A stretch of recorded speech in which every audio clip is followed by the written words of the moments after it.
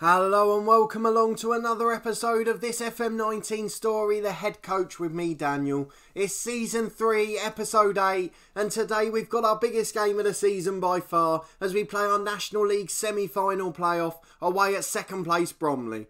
For those of you who haven't seen the first playoff round yet in the last episode, I know obviously this is already a spoiler for the result, but the game itself was unbelievable, so go and watch it. I know you can already see the result on the screen, but just go and watch the game unfold. It was absolutely fantastic. But obviously we're going to be underdogs for this game. Bromley finished 21 points above us at the end of the season, and they go into this as heavy favourites to get promoted, as they will be if they get through to the final too. Let's get into the game then. It's the only reason we're here. Nothing's changed since the last episode, and not much has changed pre-match either. Bromley are in strong form, and we're in decent form ourselves now following that first round win. You can see Bromley are comfortable favourites, so it's going to be a tough tie for us, but we're going to trust the same 11 and the same 16 in fact to try and deliver a result for us. After the last performance, they deserve an opportunity to do that. We've got Freeman in goal, Dearman and Williams lower the fullbacks with Atkinson and Okadina in the middle. James and Daly are the wingers with Cain and McCarker in central midfield, and Jarvis and Jatta, the deadly duo, are up front, and hopefully they'll be able to get some goals for us, as they have in pretty much every other game this season. Let's get into it. Fingers crossed, we're hoping for a second miracle in 2 episodes, though I doubt this one will be quite as easy. It's a 4-4-1-1 for Bromley, a slightly different formation to us, but it just means they're likely to play slightly better football, whereas we're going to be more direct to our brilliant front two. We're going to tell the lads to pick up where they left off. It was an easy one for the assistant manager to suggest after the last performance. Jatta's on board with it. McCarker and Jarvis are inspired. We seem to have a lot of the team on board now, and it does leave me in 2 minds after this season. If we go up, obviously we'll stay with the club, but if we don't, do we leave them? Okadina's given the ball away straight away. Noble Lazarus coming forward to Maycock. Warren now in central midfield. We pause our discussion there as a highlight comes up instantly. An awful clearance from Okadina, but Daly intercepts there. Get rid of it, son, but the highlight ends, so I presume he did. But we're just in 2 minds as to whether we leave the club or not. We're at the position where we know that we've taken Slough to the limit of what they can achieve. They're not really going to be better than a playoff side. I don't see how we progress from here with the club. If we go up, we'll be certain to come back down, but I have to give them a crack in the National League. They're a club that gave us a chance when no one else would, and that's why I don't want to leave. I've got a team on board as Jarvis shoots from the edge, but it's over. But the front two combine for the first time to get us a shot. It's been a really dull first 15 minutes. A complete contrast to the last game. But we're just completely in 2 minds. If you let me know down in the comments, what do you think I should do? Oh, that might help make up our mind.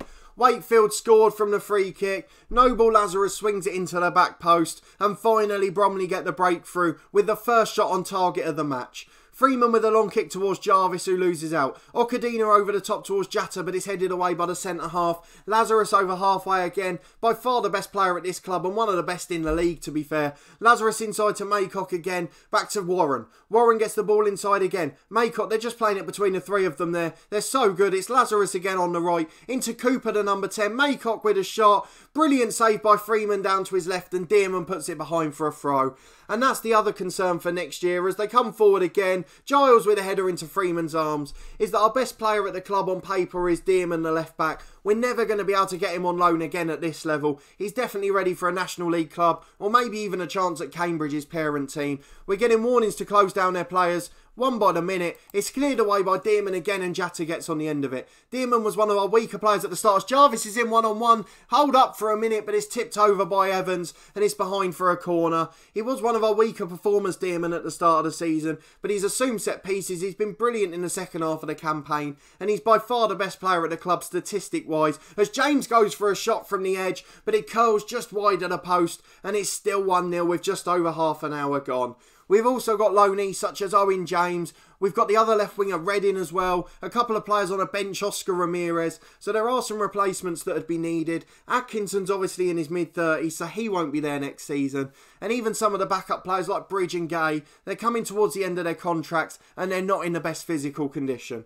It's half-time, we're 1-0 down. It's been a really boring game of football. A complete contrast to the last tie, but we're still behind and we've got to try and find a way back into this. We're not going to commit too soon because Bromley did finish on 94 points and there must be a reason for that, but we will eventually have to go more attacking.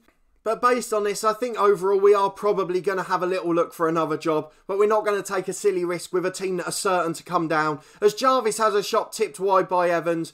We've got a corner now. It was a good save by the keeper, but Dearman with an outswinging delivery. Atkinson loses out of the back post and it's headed away. I've never seen him lose so many headers from corners. And Giles charges through on the counter-attack. They've got 4 men charging into the box, but Williams Lowe makes a brilliant tackle and it's out for a throw-in as the highlight ends. Cooper's got the ball 20 yards out. He finds Warren. He's hovering around the edge of the box. This midfield three have just got so much time. They're playing plenty of triangles. McLaughlin gets the shot away, just wide of the post. Freeman had it covered. But with 65 minutes gone, it's 1-0. And they've got another corner with Noble Lazarus. Atkinson heads it away. We're just hoping we can see out this highlight and then we'll make some changes. Cooper gets the ball to McLaughlin. The same three in the middle again, just playing it around. McLaughlin with a shot. It's a brilliant save by Freeman. And the subs are going to come now. Cain's had a really poor game. I think it's just a bit too far for him, this one. Ramirez will come on for him in the holding role. Owen James is the most tired player and cutting inside's not really working in this one. So we're going to bring on Jack Bridge on the left-hand side. We haven't really got any other options for him. We will leave Pappy Gay 5 more minutes and then we'll go all out attacking and bring him on if need be. 20 minutes to go, it's Wakefield with a throw to Noble Lazarus. McCarker wins it back and goes long. Flowers heads it but only as far as Jatta. He's got a great touch in it. Jarvis is in one-on-one. Shoots but it's tipped wide again. And Jarvis has missed so many great chances in this game. And he is going to be off after this. His rating's gone down too. Dearman's crossed to the back post. Atkinson wins it but it's straight into the arms of the keeper. Jarvis with his hat-trick heroics in the last game. But he's wasted 3 brilliant chances in this one. Including the only clear-cut chance of the game. Pappy Gay's on for him, and in 5 minutes' time we'll go all out attack. Jatta's got the ball on the halfway line. Gets the ball out on the left to Bridge as we've got another attacking highlight. A lovely switch of play towards Gay. Wins the header, but it's straight down for Evans. Bridge did really well. I don't know why the commentary said the words at half-time must have inspired him because he wasn't even on the pitch. He was probably out on the halfway line having a little kickabout. Bridge with a free kick from 30 yards, just wide of the post. He's the highest paid player at the club. He doesn't deserve it. He's barely had a kick. And now Jatta's got an injury, but it's only to his finger, so he should be all right. Gay's got the ball on the left edge of the area. Back to Bridge again, whose delivery's been brilliant. Finds McCarker. He's got Daly in down the line. There's 2 in the middle, but the cross is poor and it's blocked away. We're starting to have chances. It's been a really even game in terms of attacks and highlights, but we've just not been clinical enough in front of goal. Cooper brings it forward for them again, shoots from 25 yards, and Freeman makes a good save to get it behind. It's Williams, Reece Williams, who we had at Torquay. We mentioned him again now as he's got the ball to McLaughlin. McLaughlin back inside to Warren. They've dominated the possession in this game, and those two have had most of the touches during the highlights. Warren's got the ball again out to Noble Lazarus. Inside to McLaughlin and Cooper spare if he can find him. He doesn't, he goes back. They're just keeping possession now. They're not intent on getting attacks and highlights in. But Noble Lazarus finds the opportunity now. He's going to get the ball in, but it's blocked. Only goes back as far as Warren to McLaughlin again. I'm getting bored of saying their 2 names, to be honest, as they continue to have every touch of the ball. Warren's kept it for ages and finds Cooper. At least it was someone different who had the ball for a second there. With 10 minutes to go, we're pausing the game to go attacking, and let's see if it makes a difference in the final few moments.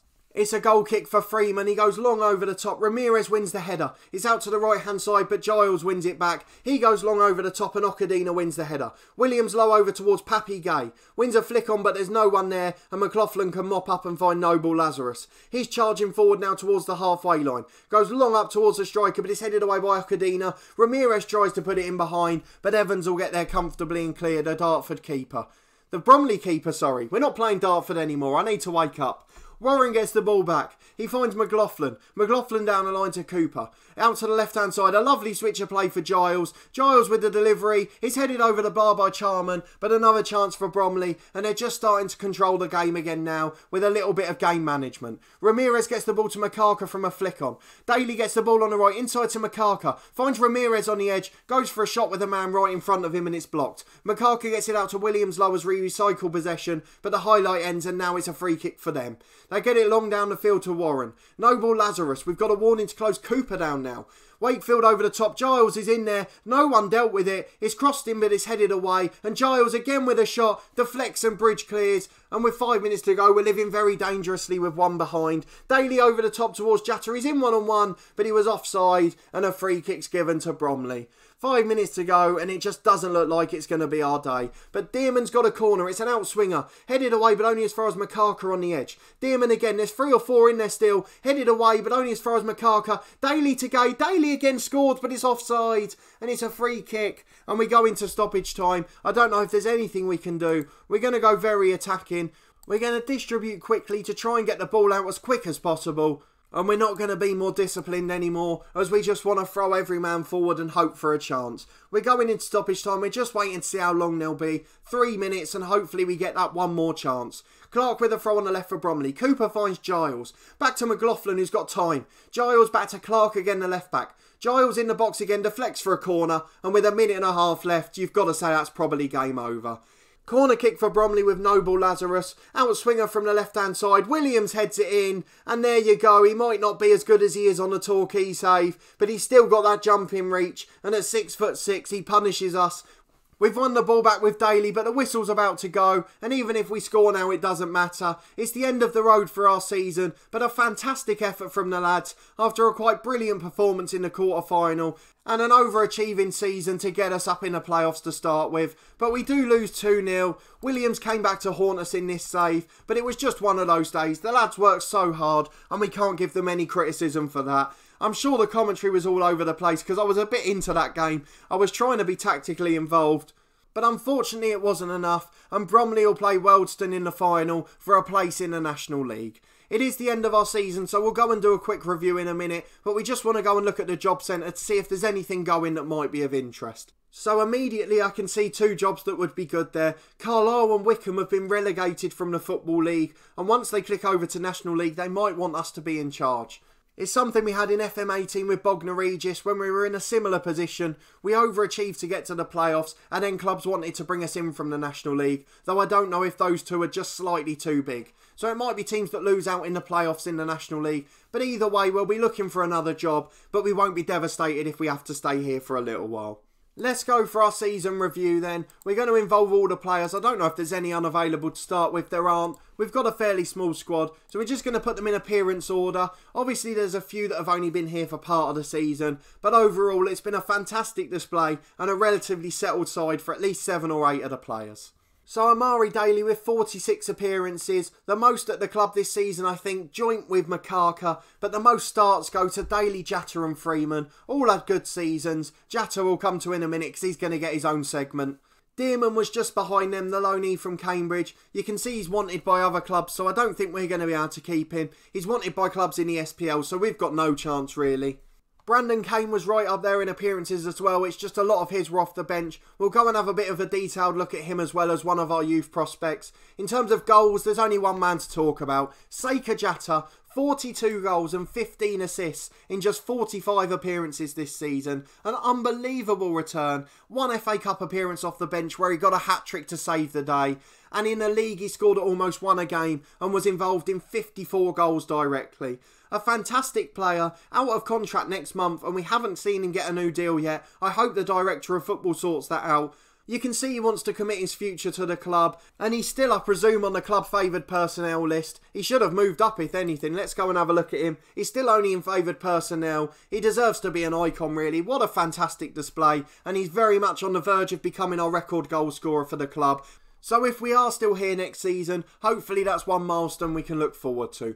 Pappy Gay broke 20 goals as well. Aaron Jarvis with 14 goals in just 21 starts. Only joined us partway through the season and was absolutely brilliant. I think the only person we've managed at 2 clubs in this series so far. And you can see at 23 he's got plenty of room for development yet. He's going to be a great partner for Jatta. And whether we're here or not, next season those 2 will be stars. I know Jarvis has already been given a new contract by our director of football, as we saw the news item pop up a couple of weeks ago. Makaka was the only other player to reach double figures. 11 goals from midfield is no mean feat, and most of those were knockdowns from corners. In the right place at the right time, and a really good player he's been for us too. Another young player with plenty of room for development, and another one that still hasn't been given a new contract. So hopefully those will all get sorted soon, or we'll definitely be wanting to leave the club. In terms of assists, we've got a few players up there. Jata's at the top again, we've mentioned him already. Amari Daly with 14 assists. A fantastic season from him. He was one of our star performers when we joined late on last season, and he's done well with his pace and dribbling ability. He's delivered some good crosses too, and with 14 assists, he's been one of our star performers. Another 23-year-old with room for development, and yet another one that's not been offered a new contract. So fingers crossed our director of football pulls his finger out now the season's finished. We will just mention Joe Dearman. He got 9 assists alongside Gay. There's almost no chance of us keeping him next year. A 4-star left back, he's going back to Cambridge, and as we've seen, he may well be moving to the SPL. A fantastic player, and we just want to thank him for his year and a bit of service since we've been here, and his 2 years of service in total for the club. For a defender, especially a left back, to get a rating of over 7 is absolutely fantastic over a whole season.